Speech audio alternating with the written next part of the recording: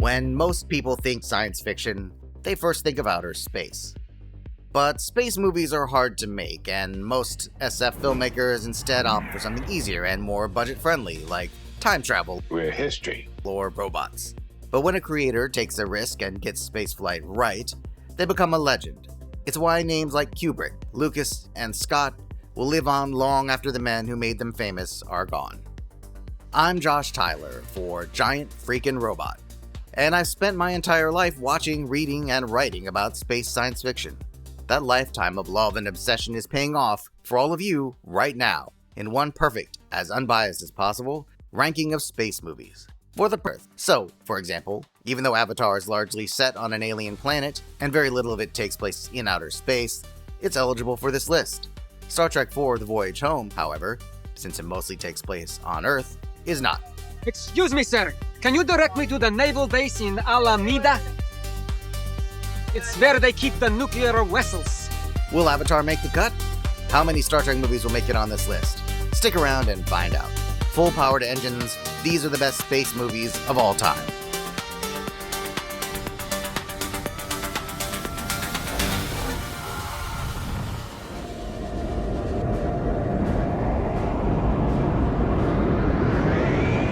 "2001: A Space Odyssey" is one of the most groundbreaking movies of all time.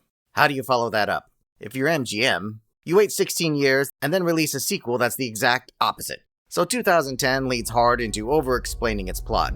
The time has come to put ourselves in an orbit around Io, which is where the Discovery is. As a way to compensate for the vague approach of 2001. That hampers what is otherwise a fascinating story of exploration and mystery against the backdrop of worsening political tensions between the USA and USSR. The cast is one of the best ever assembled, with Roy Scheider and John Lithgow hitchhiking with a crew of Russians led by Helen Mirren. The production design leans heavy into the gritty 80s space aesthetic, and while it's not as impressive as 2001's look, it establishes its own distinct style while also revisiting HAL 9000 and the abandoned Discovery.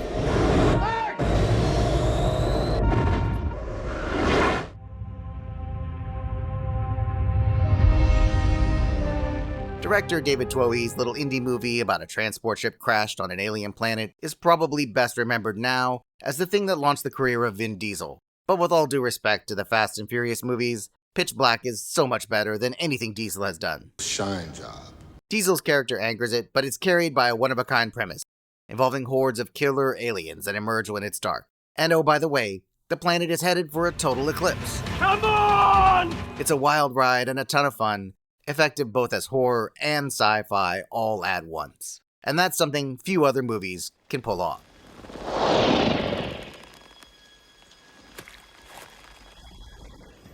Sir, there's another starship coming in. It's the Enterprise.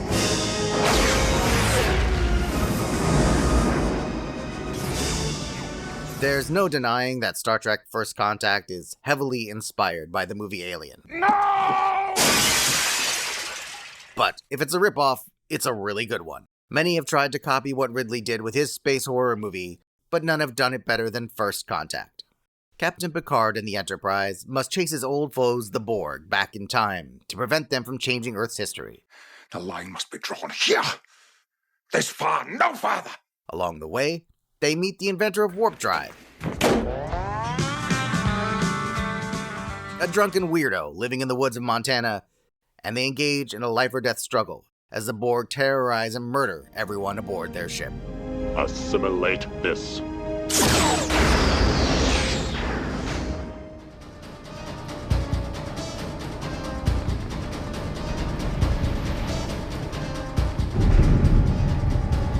Event Horizon recently topped our list of the most extremely graphic space movies, and it earned that spot. If you want to watch that, just follow the link that's about to appear on your screen. But in addition to being super gory and crazy scary, it's also just a really good space movie. It begins when the crew of a search and rescue vessel finds a missing ship adrift in space. Her name is the Event Horizon, and her mission was to test humanity's first faster-than-light drive. The interior of the ship is the stuff of nightmares, and what they find inside the Event Horizon will make them question everything. And in the end, it all goes straight to hell. Literally.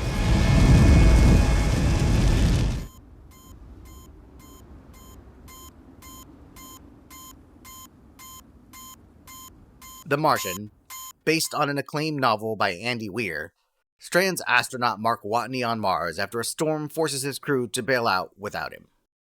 NASA thinks he's dead, but he wakes up and immediately starts solving problems using math, swearing, and improvised plumbing. He grows potatoes in Martian dirt, hacks a way to talk to Earth, and turns survival into an engineering marathon. Meanwhile, NASA scrambles to mount a rescue that won't get anyone else killed. The movie becomes a tribute to stubbornness and human ingenuity, one man refusing to let Mars make him a casualty.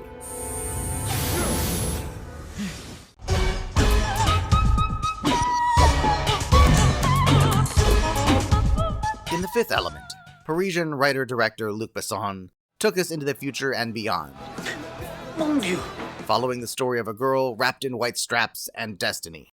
Like a brilliant Blade Runner meets Galaxy Quest mashup, the movie starts with Bruce Willis as a futuristic flying taxi driver embroiled in some mystery surrounding a priest and a half-naked girl. Before long, he's launched into space alongside squeaky-voiced Chris Tucker, fighting alien bounty hunters and protecting the girl, Lilu, as she's drawn inexorably to her destiny. The special effects are glitzy and eye-popping, and the movie was a career maker for Jovovich and Tucker. And Luc Besson, if he knows anything, it's how to shoot action.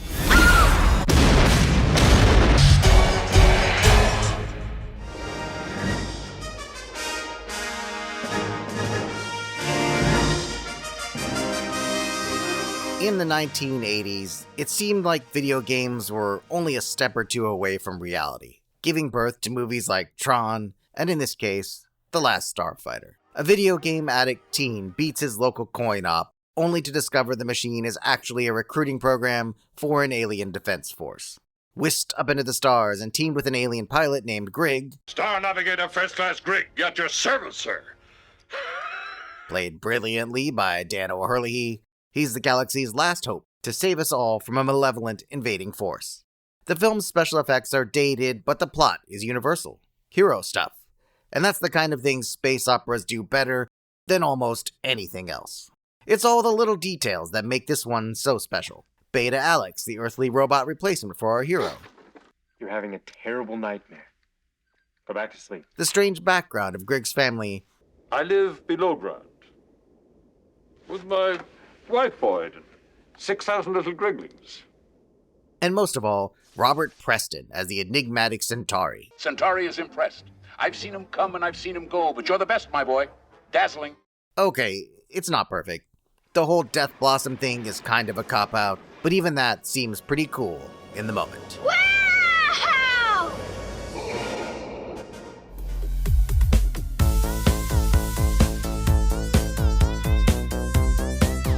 I know what you're thinking. Isn't this a superhero movie? Sure. Technically, Thor Ragnarok is one of Marvel's superhero movies. All the Thor solo movies contain some element of taking place in a fantasy version of outer space, though.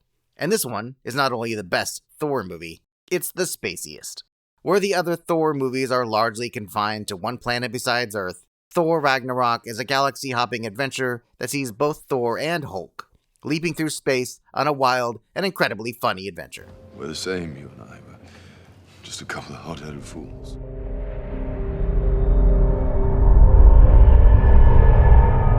In Passengers, Chris Pratt plays a mechanic who wakes up 90 years too early on the spaceship Avalon. He's alone. Anybody here? After a year, he stumbles across the sleeping pod of Aurora Lane, played by Jennifer Lawrence. He contemplates suicide, and he resists the temptation to wake her for months, until one day he snaps, and he wakes her up. So now Aurora's stuck on a massive, empty ship with no one to spend time with, except the guy who ruined her life. Only she has no idea what he's done. The ship it happens on is a triumph of set design, and the story is risky, complex, and thought-provoking in the best traditions of sci-fi. Passengers deserves more credit.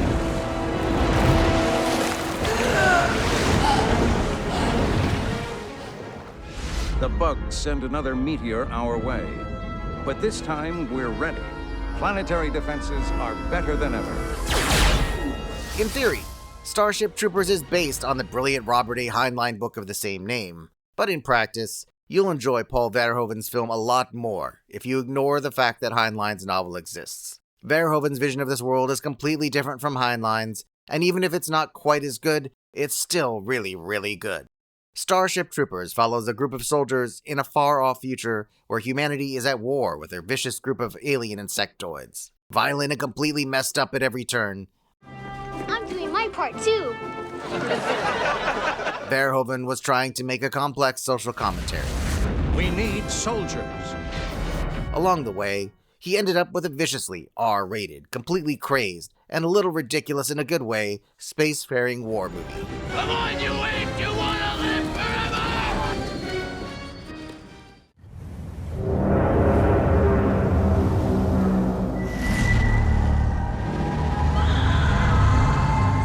It'd be easy to dismiss the Guardians films as just another entry in the Marvel Universe. But since they don't take place on Earth, they're more of a galaxy-spanning adventure. The movie follows Peter Quill, a human boy taken into space by aliens and raised there. He's grown up to become a spacefaring Indiana Jones-style character, and this first Guardians movie follows his adventures to save the galaxy and build a family with his crew.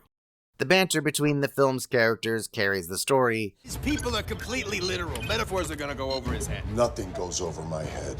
My reflexes are too fast. And the movie's stunning visual effects turn its fantasy version of outer space into a feast for the eyes. Guardians of the Galaxy, even more than its also good sequel, is the most absolute fun you'll have with any movie on this list.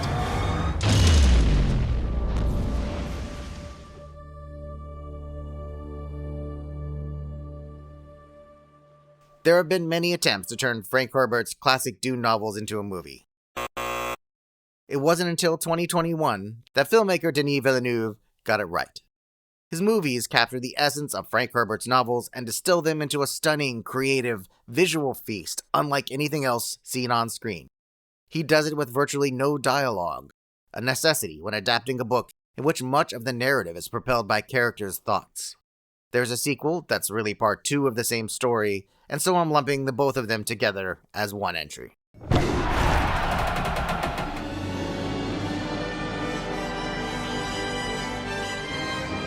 Stargate is now best known as a multimedia science fiction franchise. Very sexy. Very, very sexy. But the movie that started it all was always great original science fiction. Humans uncover an ancient piece of alien tech buried in Egypt that, when activated, opens a gateway to another world.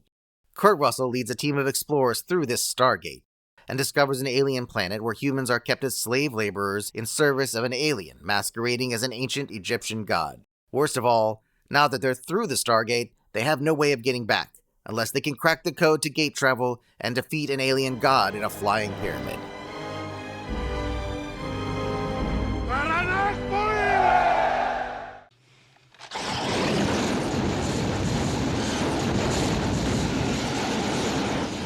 Directed by James Cameron, Aliens takes the terrifying premise of Alien and amps it up into a full-on space marine action movie. The ensemble cast, led by Sigourney Weaver, Michael Biehn, and Bill Paxton, That's it, man. Game over, man. It's game over. is brilliant, and the xenomorphs are both more plentiful and much bigger. It's this movie that cemented Ripley as a total badass, and that proved the concept of Alien could be an entire universe, not just a one-off horror film. The word, sir? The word is no. I am therefore going anyway. Unfairly maligned in its time for being the middle in one of the all-time great movie trilogies, Share this with no one.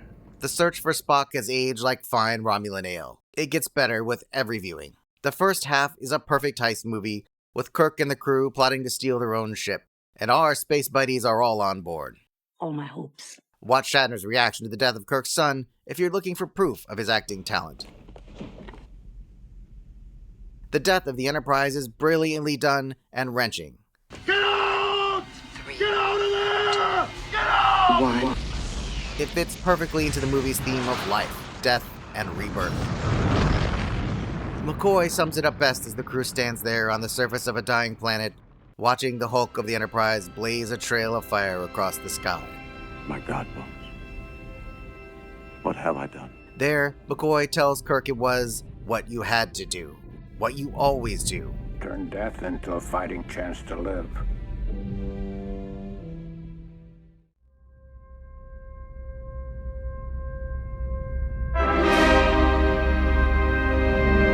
In 2001: A Space Odyssey, Stanley Kubrick invented the modern space sci-fi genre.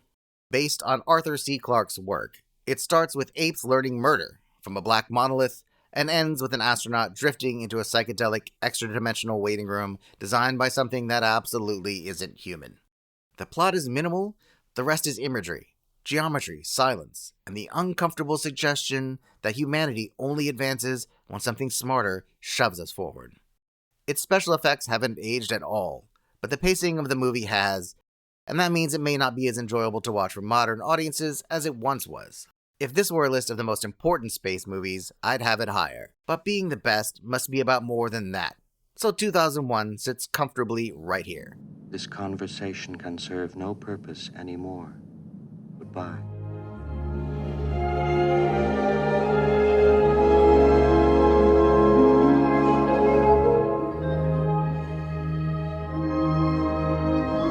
WALL-E isn't Pixar's best movie, but with all due respect to Titan AE, it's the only animated movie outside of anime to get space opera right.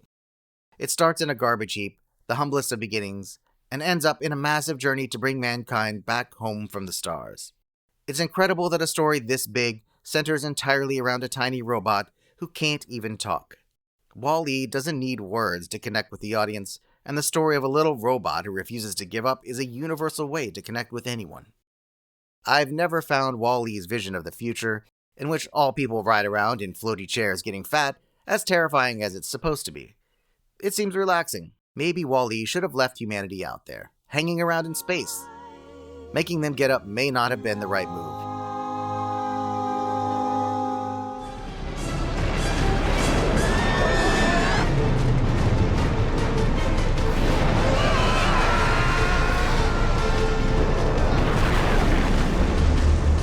Putting Dark City on this list at all is an automatic spoiler.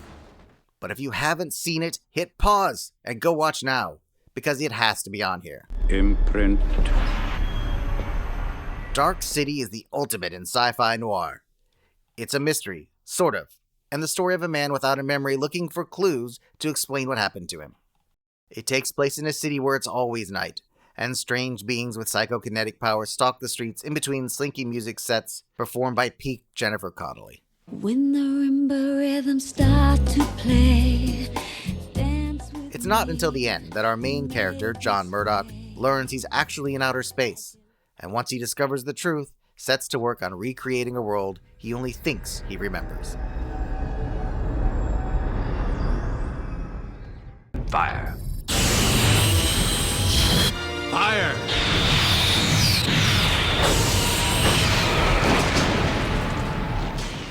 As an allegory for the Cold War, The Undiscovered Country probably felt edgy and topical being released shortly after the fall of the Berlin Wall in 1991. Today, it's only a great story well told, with elements of relevance woven in as beloved characters grapple with their own personal prejudice in the face of a new world. Kill him, he's the one. Not me, you idiot. Him! It follows Captain Kirk and the crew of the Enterprise on their last mission before retirement, tasked with leading hated rivals to a peace conference. There's a murder, a mystery to solve it, If shoe fits, wear it. and a race against the clock to engage an enemy starship with a secret weapon before it can destroy the last, best hope for peace. Nice to see you in action one more time, Captain Kirk.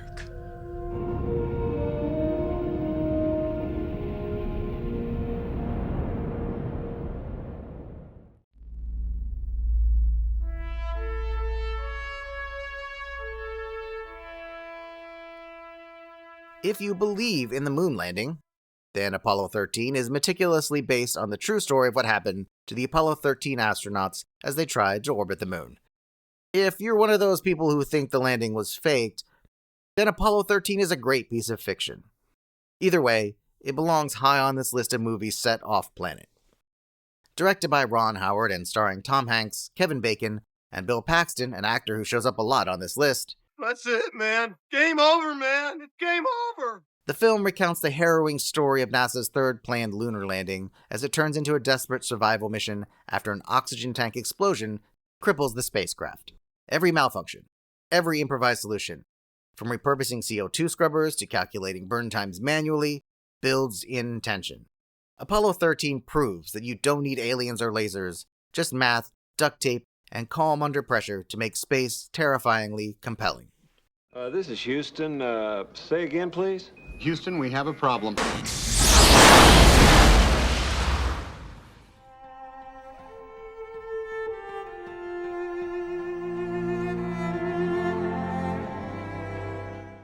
It's amazing that this movie managed to get made at all. And that it's also good makes Serenity an achievement of an entirely different level. Based on the canceled television series Firefly, the movie works by creating an entire world to play around in and populating it with fantastically well-drawn and performed characters. Never thought for a second you'd be stupid enough to come. Well, that makes you kind of a tease, doesn't it? Writer-director Joss Whedon's sharp, witty banter quickly develops a sort of group personality for them. And best of all, he does it in the midst of the action. There's no mood-killing stop-down for a moment of character development. Han gets Leia for the first time in the middle of trying not to get blown up, not while taking a break to ride a cow. And that's the sort of perfect character development you'll see in Serenity. We get to know these people intimately while on the run, as it should be in anything resembling a good adventure movie. Serenity's so good, consistently, through and through, that picking out any one great moment seems almost impossible. Is Chiwetel Ejiofor one of the best villains on screen since Khan? I'm a monster. What I do is evil. I have no illusions about it, but it must be done. Are you in love with Mal Reynolds? I am. Do you know what your sin is, Mal? Oh, hell. I'm a fan of 07. Wash's heart-wrenching death scene? It's all perfect. I'm a leaf on the wind. What does that mean? I'm rewatching Serenity right now. I aim to misbehave. Chickens come home to roost. Alright, everyone still with me? If you're still with me, get ready to be surprised by the final three, because here we go.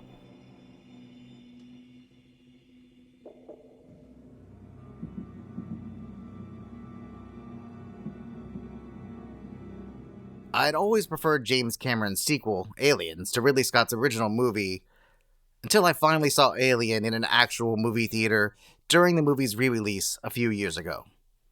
Wow. The inky depths of space don't feel as big or as terrifying stuck at home on your couch. Most of the film takes place aboard a starship, with a group of humans struggling to survive while being stalked by an alien creature of malevolence beyond their comprehension. More than the sheer scare factor of it, Scott creates an entire universe in his film, one which ended up being so much fun to run around in that we're still making movies set in it now.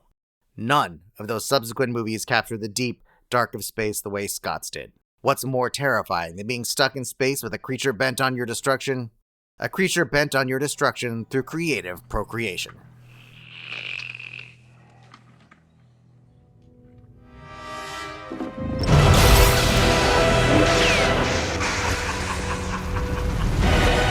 Look up the definition of what a space opera is, and you'll see the original Star Wars trilogy.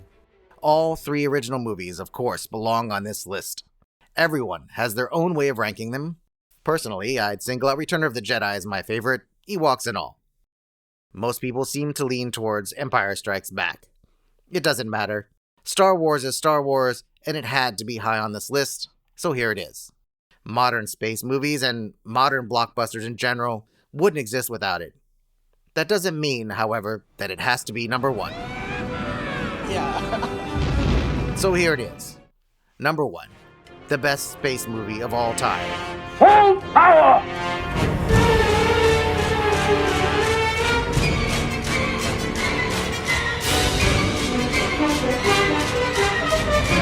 It's not just the greatest space movie ever produced, but also the greatest submarine movie ever made.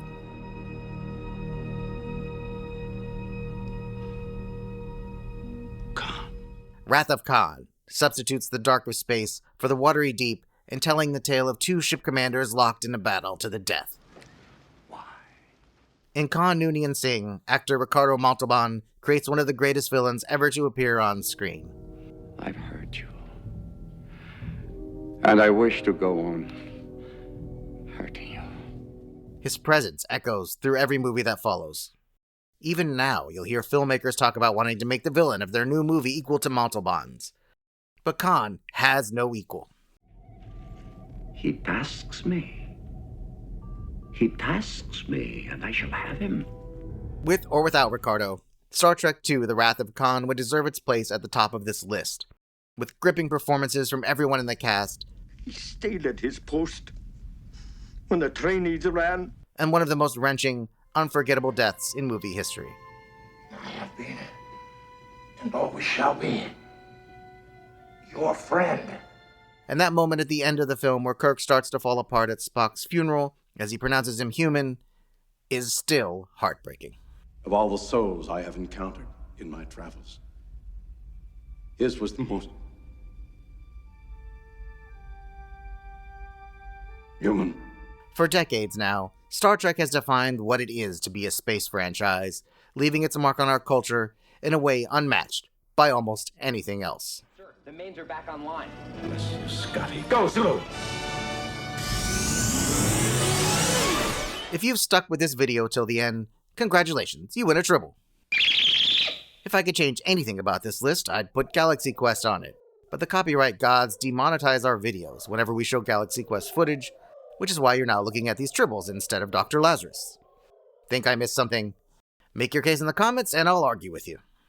If I were adding one more entry, it'd probably be Total Recall, or maybe Forbidden Planet. What's certain is that if you're watching this, you're exactly the kind of person we need as a member. Sign up and do your part to keep this channel going, to help us keep the light of sci-fi alive. I feel young. Until next time, I'm Josh, and this has been Giant Freakin' Robot.